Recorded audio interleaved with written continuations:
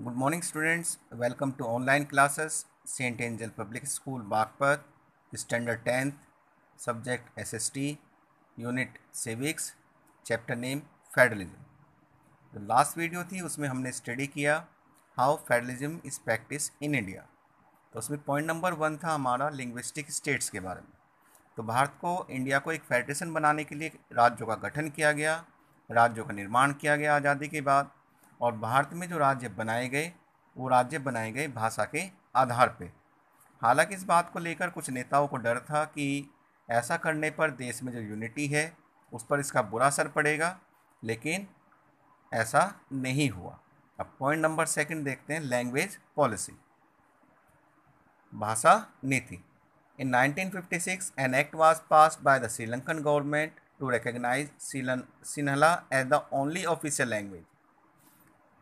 श्रीलंका की बात करें, 1956 में श्रीलंका में एक कानून पास किया गया श्रीलंका सरकार द्वारा, जिसमें उन्होंने सिर्फ और सिर्फ सिन्हला भाषा को ऑफिशियल लैंग्वेज का दर्जा दिया। But Indian political leaders have shown flexibility while adopting language policy. लेकिन भारतीय नेताओं ने भाषा को लेकर एक लचीलापन अपनाया।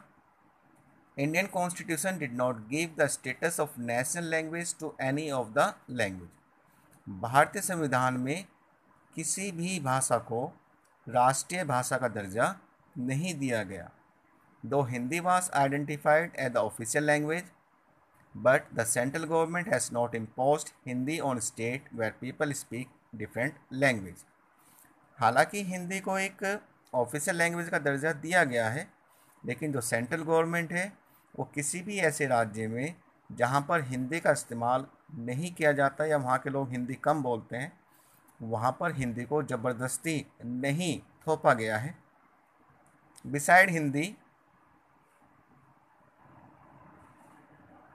Beside Hindi, there are 22 other languages recognized as scheduled language by the Constitution।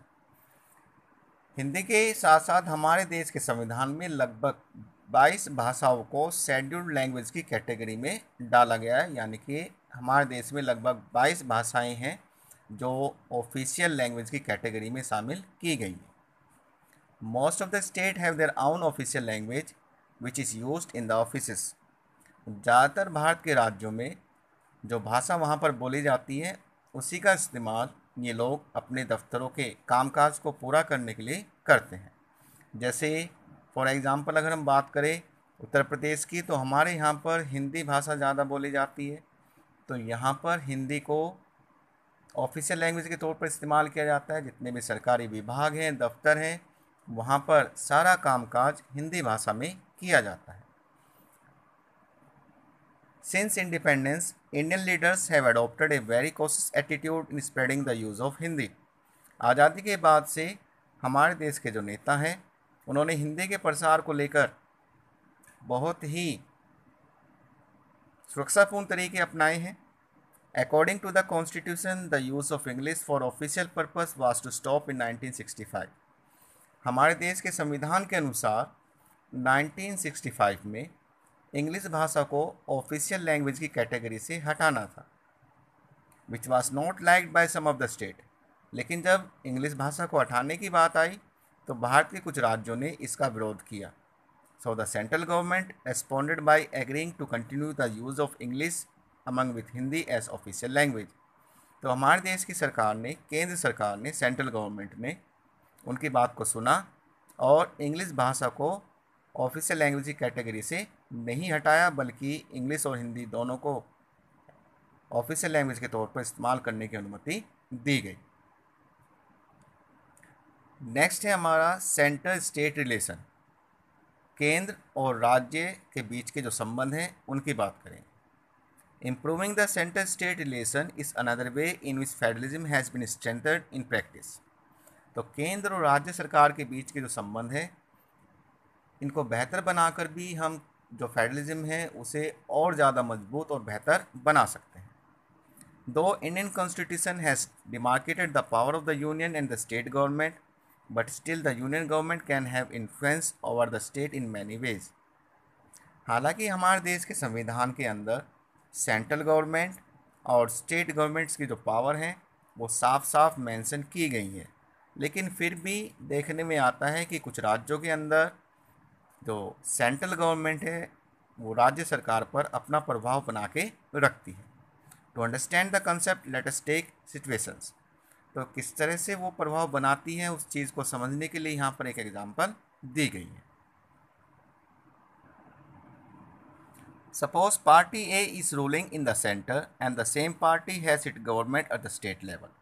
Under this situation the central leadership will try to impose it decision even at the state level. तो यहाँ पर एक एग्जांपल दी गई है। Suppose करो कि centre में कोई पार्टी है ए, वो रूल करती है और यही पार्टी किसी राज्य में भी रूल करती है। तो सेंटर में भी वही पार्टी रूल कर रही है और स्टेट में भी वही पार्टी रूल कर रही है। तो अगर इस तरह की कंडीशन होती है तो सेंट्रल गवर्नमेंट स्टेट गवर्नमेंट पर दबाव बना सकती है। This mean that the state government did not exercise their right as autonomous federal unit. इसका तात्पर्य ये हुआ कि जो राज्य सरकार है वो अपने अधिकारों को स्वतंत्रतापूर्वक इस्तेमाल नहीं कर सकती, वो कहीं ना कहीं सेंट्रल गवर्नमेंट के दबाव में काम करेगी। राज्य सरकार खुलकर काम नहीं कर सकती। Now let us take another situation where party A is ruling at the centre but party B is ruling at the state level. अब यहाँ पर एक दूसरी स्थिति देखते हैं। माना कोई पार्टी है ए, ये तो रूल कर रही है सेंटर में, वहीं दूसरी तरफ कोई पार्टी है बी और ये रूल कर रही है किसी स्टेट में, यानी कि सेंटर में किसी दूसरी पार्टी की सरकार है और स्टेट के अंदर किसी दूसरी पार्टी की सरकार है। Under this situation the party और parties that rule at the centre try to undermine the power of the state. जहाँ पर इस तरह की स्थिति बनती है वहाँ पर देखने में आता है कि जो पार्टी सेंटर में रूल कर रही है वो राज्य में रूल करने वाली पार्टी पर दबाव बनाती है। The central government even can misuse the constitution to dismiss the state government. इतना ही नहीं, सेंट्रल गवर्नमेंट संविधान को गलत तरीके से इस्तेमाल कर सकते हैं ताकि वो राज्य सरकारों को हटा सके। तो इस वाली कंडीशन में, इस वाली सिचुएशन में केंद्र सरकार राज्य सरकारों को मनमानी तरीके से हटाने का प्रयास करती है। In the past, the central government have often misused the constitution to dismiss the state government that were controlled by rival parties. और भारतीय इतिहास में देखने में भी आया है कि कुछ केंद्र सरकारों ने राज्य सरकार को हटाने के लिए संविधान का गलत इस्तेमाल किया। जिन राज्यों में विरोधी दल की पार्टियां शासन करती थी वहां पर सेंट्रल गवर्नमेंट ने संविधान को गलत तरीके से इस्तेमाल करके उन सरकार को गिराने का प्रयास किया। This undermine the spirit of federalism and that of democracy.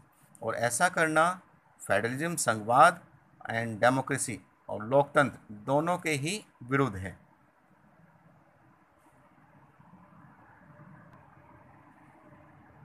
All this has changed significantly after 1990s. After 90s, many regional political parties have emerged in many states of the country. ये जो हालात हैं इनमें काफ़ी बदलाव हमें देखने को मिला 1990s के बाद, क्योंकि 90s के बाद बहुत सारी क्षेत्रीय राजनीतिक दलों का निर्माण हुआ। भारत के अलग अलग राज्यों में बहुत सारी लोकल पार्टियां, स्टेट पार्टियां जो हैं वो बनी। Now we will discuss some important questions related to the explained topic.